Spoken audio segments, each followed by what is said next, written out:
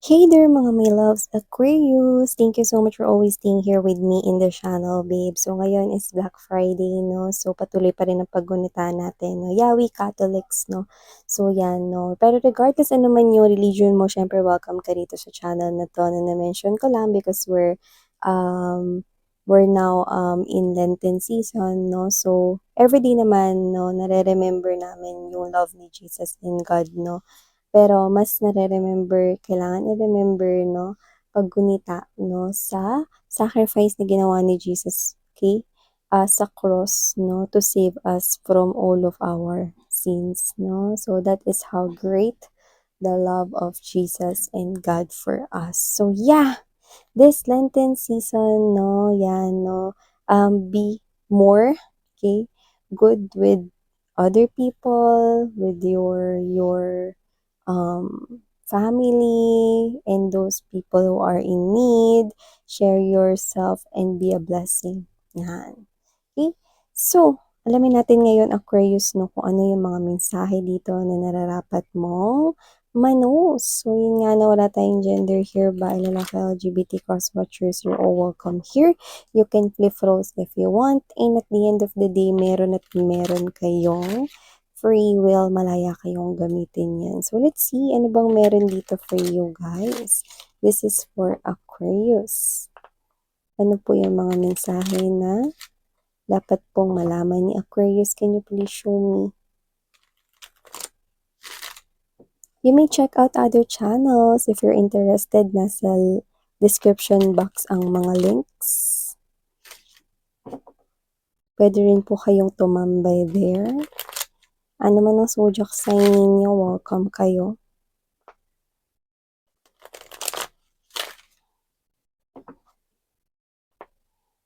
Aquarius. Okay, so ilatag naman natin mga babes bago natin i-read ang mga informations na importanteng malaman ninyo. We have here for you guys the manifestation thing, the magician energy. Ooh, two major arcanas present already in this reading. Queen of Cups, Page of Swords, Three of Coins, Two of Cups. Para dun sa mga may kausap ngayon, may kilig, may halo ritong saya, nagpapaganda ng araw ninyo.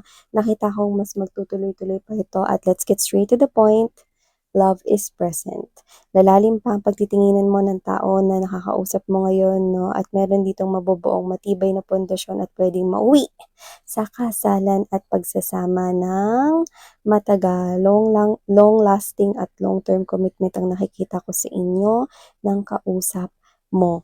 Para naman dun sa iba, mga babes, no, na meron kayo relationship na at nasa isang maganda at makulay na kayong relationship for some reason, nakakita kayo ng mga unicorns at flying pigs. Anong ibig mong sabihin dun, Miss Yan? Mas lalong magiging makulay at masaya ang inyong koneksyon at buhay pag-ibig, no, kasama ang inyong labi-dabi, ang inyong husband, wife, or ang inyong in relationship, no?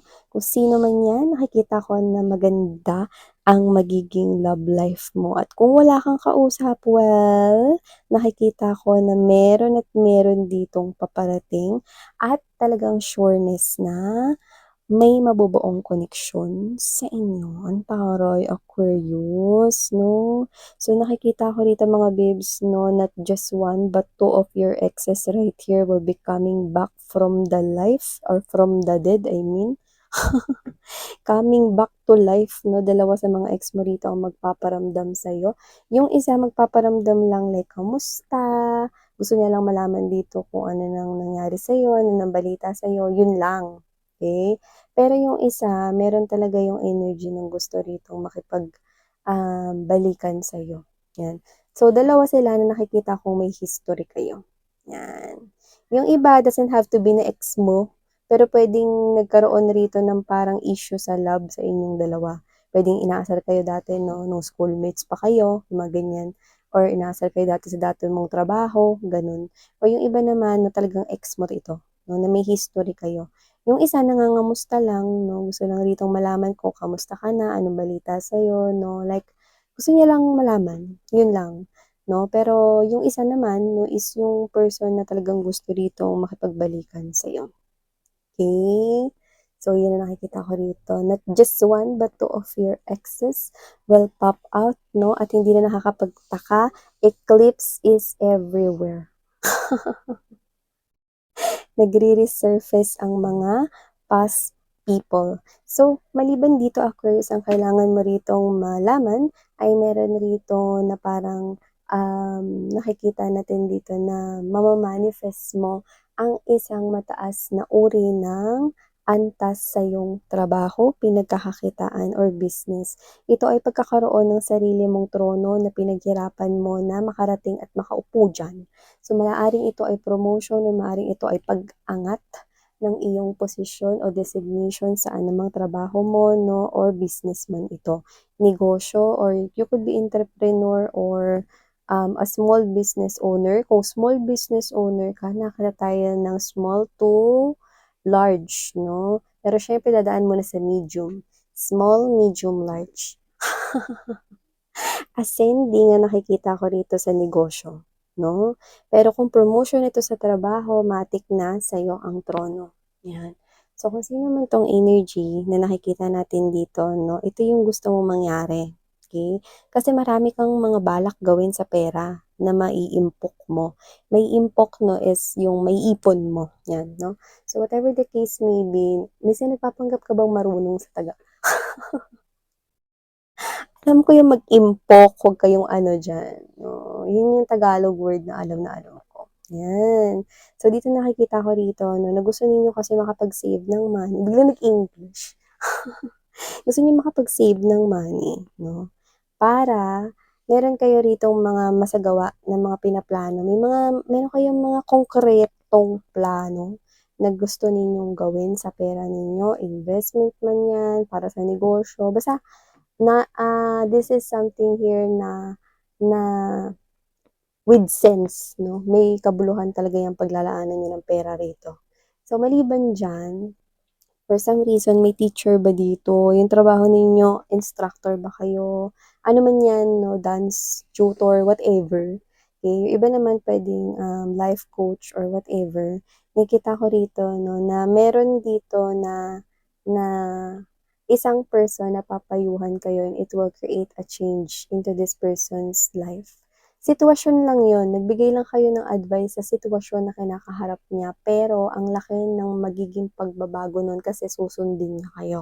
So, kung ano yung sinabi mo 'no, or kung ano yung sasabihin mo sa kanya, doesn't have to be that you are a teacher or anything na minention ko, pero just like a teacher 'no, yung instruction or yung advice na manggagaling mula sa'yo ay hindi lang makapagbibigay ng solusyon sa kanyang sitwasyon, kundi magdadala ng pagbabago sa buhay ng taong yun. So, para kang naging anghel in human form, no? Disguise in human form.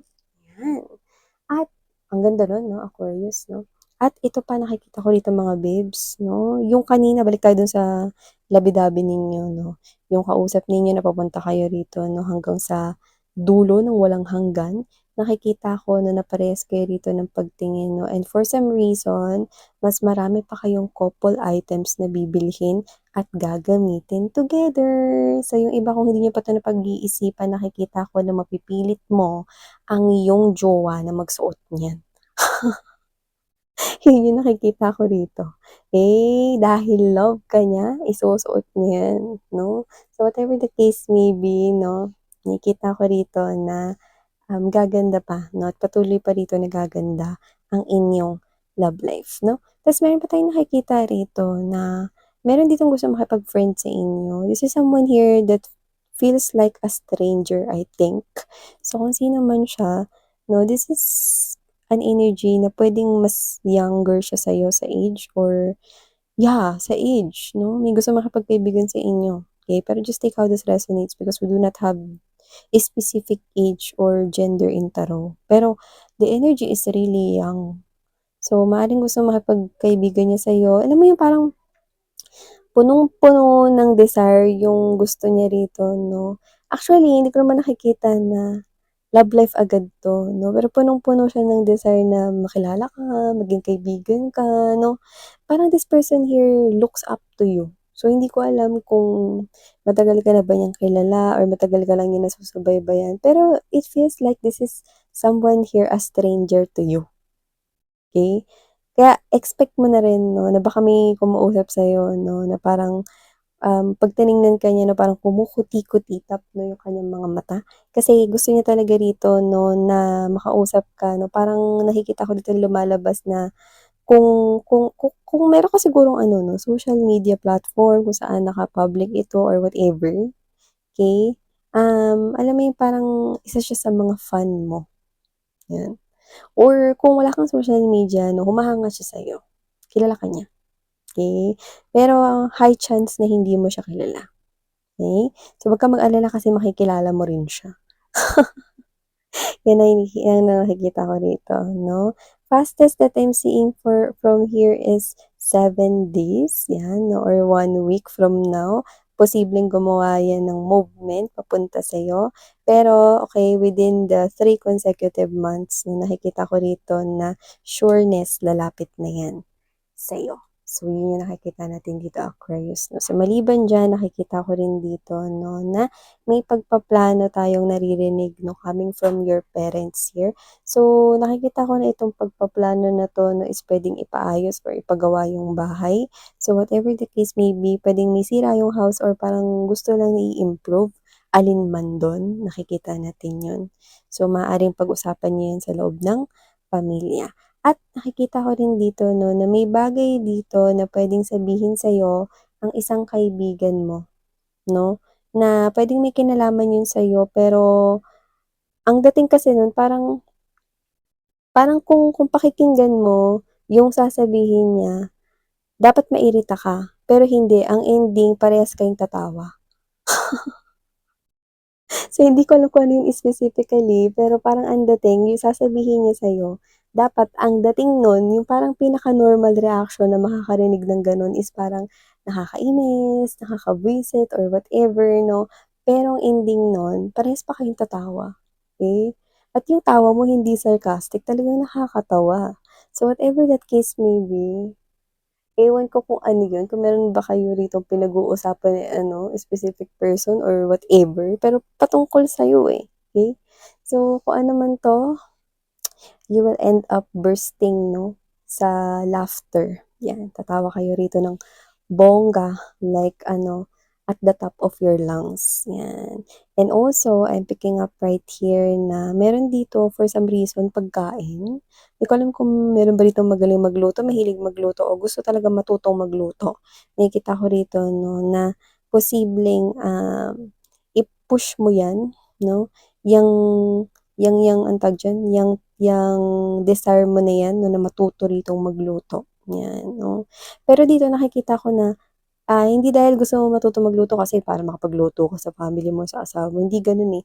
Gusto mo kasing gawin, gusto mong matutunan yon yung bagay na yon 'no.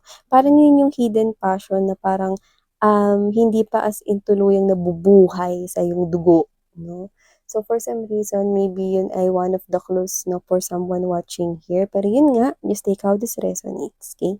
So, ito ang mga mensaheng nakuha natin para sa'yo, Aquarius. Maraming maraming salamat sa iyong oras at pagtambay mo dito.